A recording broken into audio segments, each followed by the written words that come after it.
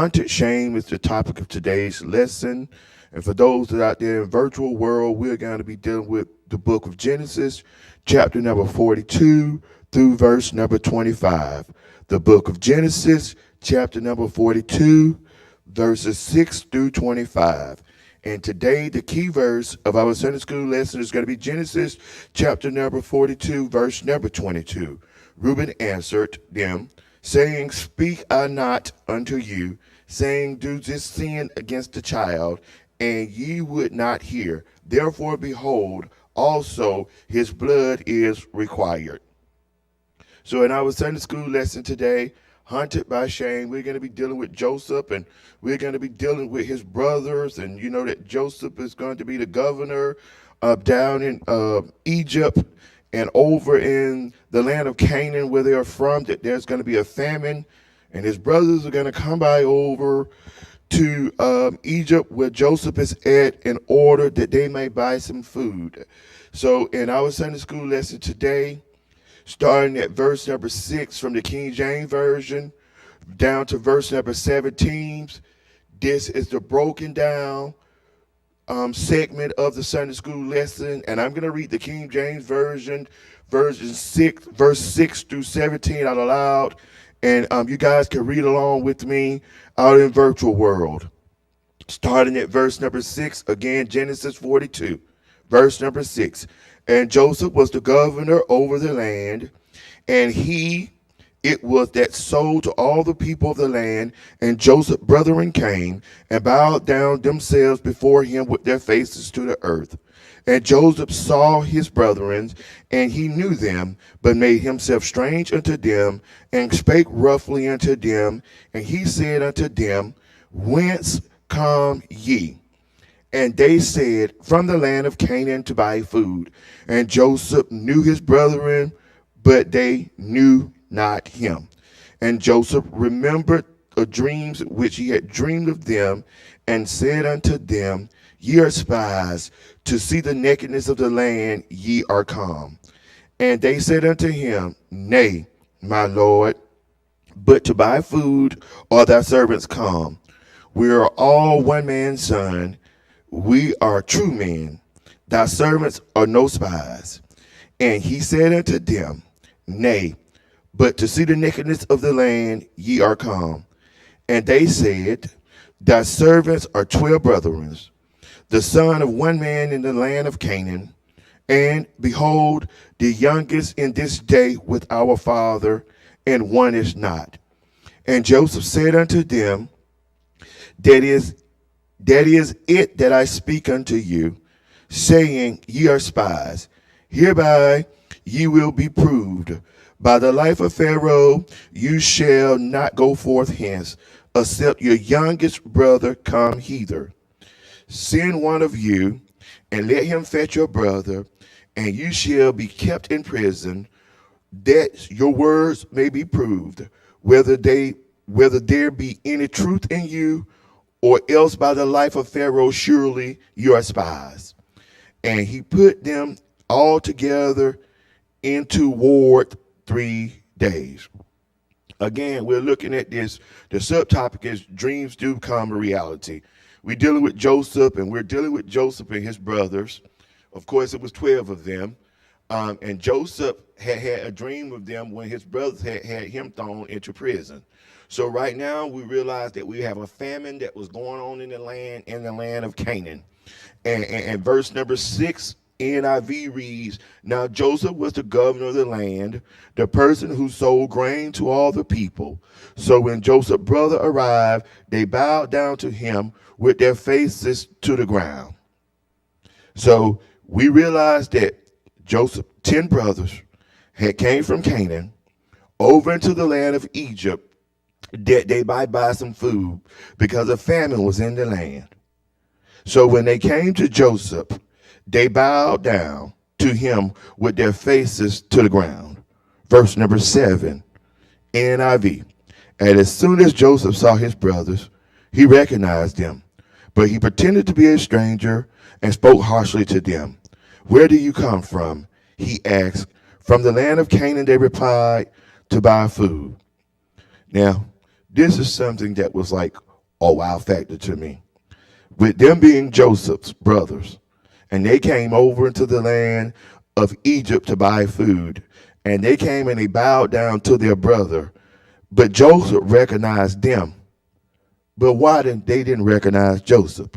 So when Joseph recognized who they were, he pretended to be a stranger and spoke harshly to them.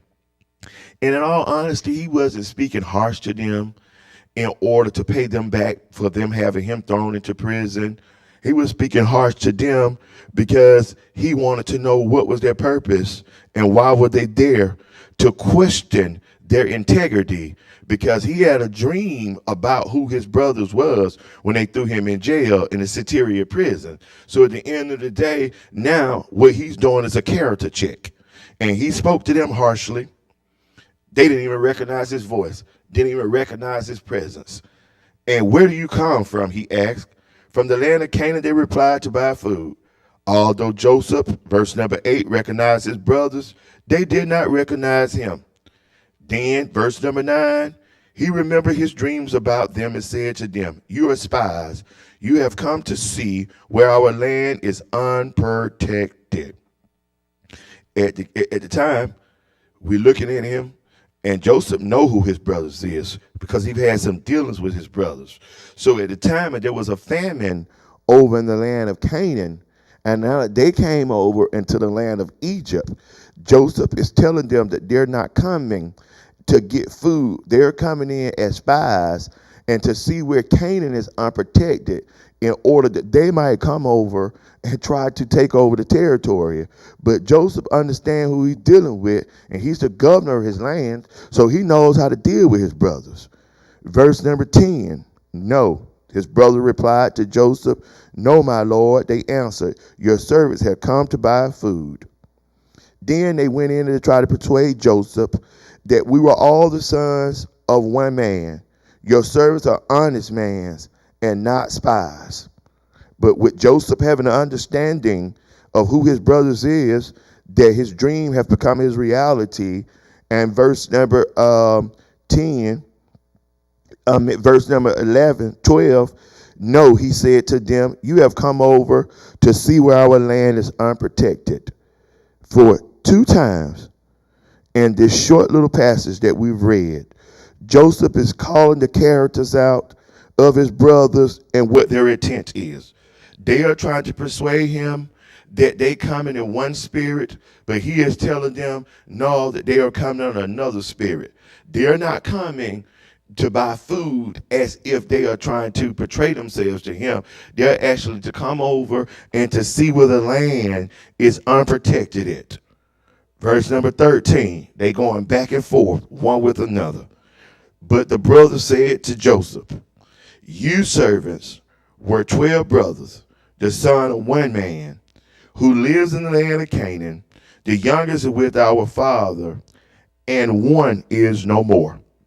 Here again, Joseph got his brother caught up in another story, something that is untrue. Because at the end of the day, Joseph is their brother. Joseph is the governor of the land of Egypt, as well as they are there in the land of Egypt, according to their words, to their brother. He could recognize them, but they're not able to recognize him. And he told them that they came as spies to see the land unprotected one time. They disputed that charge. They came with another excuse. He told them again that you're coming as spies. They disputed that excuse. Now they want to try to convince him that they are honest men, telling his brother that there are 12 brothers. They are all 10 sons from one man. The baby brother is at home with their dad, and the oldest brother is no more. Joseph can see that they are still untrue in their actions and just as much as their words, because they said that he was no more, basically considering Joseph as dead, but Joseph is the governor over in the land of Egypt where they went to buy food because of the famine in the land of Canaan, and Joseph is the one that is speaking to them in the current moment, and they're telling Joseph nothing but a bunch of untrue words. Look, going back and forth again in verse number 14, Joseph said to them, "It is just as I told you. You are spies." So from verse number 6 to verse number 14, and those short little verses, we can see where Joseph and their brothers are going back and forth, but Joseph is standing his ground according to his dreams becoming reality about exactly who his brothers are. Verse number 15, and this is how you will be tested. As surely as Pharaoh live, you will leave in this place unless your younger brother comes here. Well, we know who Pharaoh was. Back in the days, Pharaoh was the man that had the Israelites in bondage. So now he's telling them that if your words are true, then that he's gonna put you to a test. In verse number 15, he told them that. And you should leave this place unless your younger brother come here. So what happened in verse number 16? He says, send one of your numbers to get your brother. The rest of you will be kept in prison so that the words may be tested to see if you are telling the truth. If you're not, then as surely as Pharaoh live, you are spies. So what Joseph is doing is testing his brothers now. For the 10 of the brothers that is there over in the land of Egypt that tried to convince Joseph that they're buying food, Joseph is telling them that they're going to be thrown into a prison. And if they are thrown into a prison, the only reason that they're going to get their liberty is 9 of the brothers are going to be in prison, and one is going to have to return back home to the father to receive their baby brother by the name of Benjamin, if I'm not mistaken. And if Benjamin come there, then their words that they are speaking is the truth. But if Benjamin does not come back with a brother that goes to the land of Canaan, then that they are spies. Just as sure as Pharaoh lived, that they were sent by Pharaoh in order to see where the land was unprotected in. So in verse number 17, and he put them all in custody for 3 days. So he said that his brothers at that particular time, he imprisoned them for 3 days. And again, 10 brothers came, but one had to go back to Canaan in order to get the baby brother, that their words may be found true. So in verses number 18 through 22, King James Version, I'm going to read them out aloud, and out in virtual world, you guys can read them with me silently. And verse number 18, and Joseph said unto them, the third day do and live, for I fear God. If you be true men, let one of your brethren be bound in the house of your prison. Go ye, carry corn for the famine of your houses. But bring your youngest brother unto me, so shall your words be verified, and you shall not die. And they did so. And they said one to another, we are very guilty concerning our brother, in that we saw the anguish of his soul. When he besought us, we would not hear. Therefore, in this distress come upon us. And Reuben answered, saying, spake I not unto you, saying, do not sin against the child, and ye would not hear. Therefore, behold, also his blood is required. So we realize in this part where the guilt is being confessed, where the brothers are going to confess their guilt.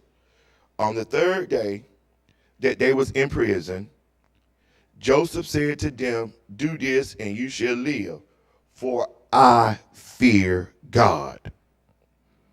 Verse number 19, if you are honest men, let one of your brothers stay here in prison, while the rest of you go and take a grain back for your starving households. So now what Joseph is doing is basically calling them out. Gonna see how sincere and honest that they are gonna be with him. So on the third day after them being in prison, he told them what to do and they would live. Joseph is letting them know that he feared God, that he had no resentment on his brothers based off of how they treated him in the past. But this is what he needed them to do. If you are honest men, in verse 19, it said, let one of your brothers stay here in prison. The rest of you go and take grains back for your starving households. Well, at this time, if you're telling the truth, he said that you'll live. Because what he wants you to do is he's going to let all the other brothers go except for one. And then one must remain in prison. But when they came over, they came to Egypt to buy food. And what he wants them to do is to let the other brothers go back, and he's going to send them back to Canaan with the food that they came to get in order that they may take care of their starving households. But this is what you got to do if you wanted to live according to Joseph. And verse number 20. But you must bring your youngest brother to me, so that your words may be verified and that you may not die. This they proceeded to do. So Joseph is telling them what his expectation is of them if they want to prove that they're an honest man. Because at the start, he said from 3 times that they were spies, but now he put them in prison. They've had some time to converse one with another, and they had some time to think about it. And Joseph is calling them out to check their integrity and check their honesty. So now we have 9 brothers that's gone back to Canaan. He sent them back with food that they might be able to feed their starving household.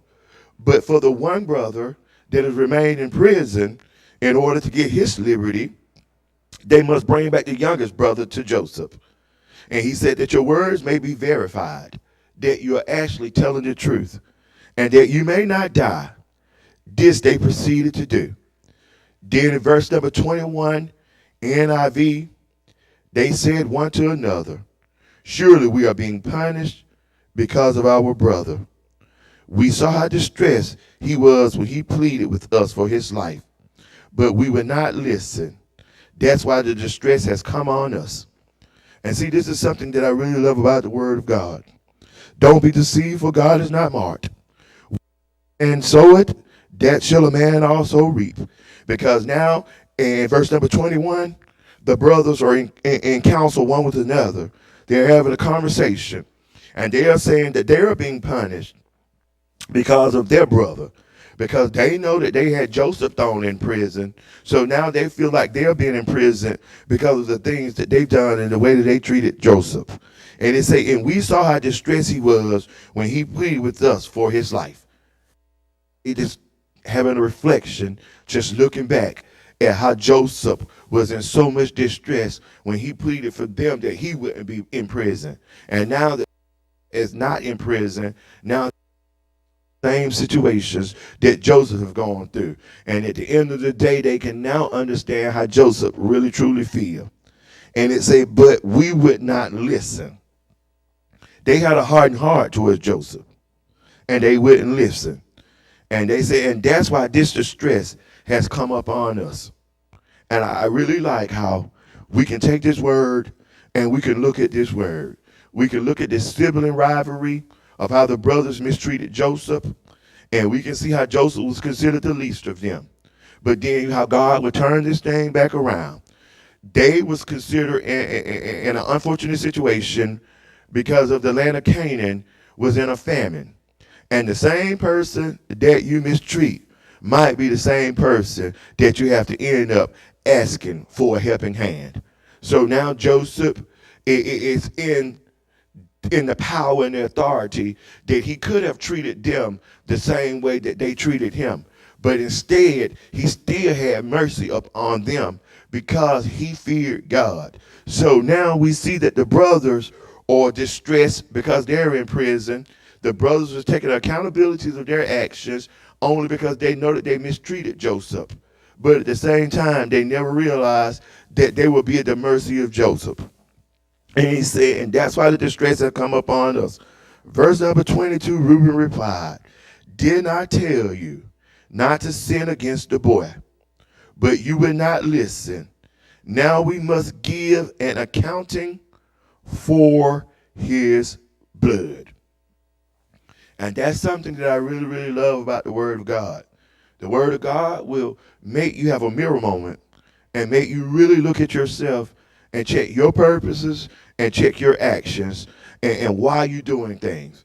Because again, these brothers was in counsel one with another, and they felt that they were being punished by the way that they treated Joseph. So now Reuben is telling them, didn't I tell you not to sin against that boy? But you wouldn't listen. Now you must give an accounting for his blood. God is a merciful God. God is a just God. You're going to reap exactly what you had sown. Verse number 23 through 25, King James Version. And they knew not that Joseph understood them, for he spake to them by an interpreter. And he turned himself about from them, and he wept. And he returned to them again, and communed with them, and took from them Simeon, and bound him before their eyes.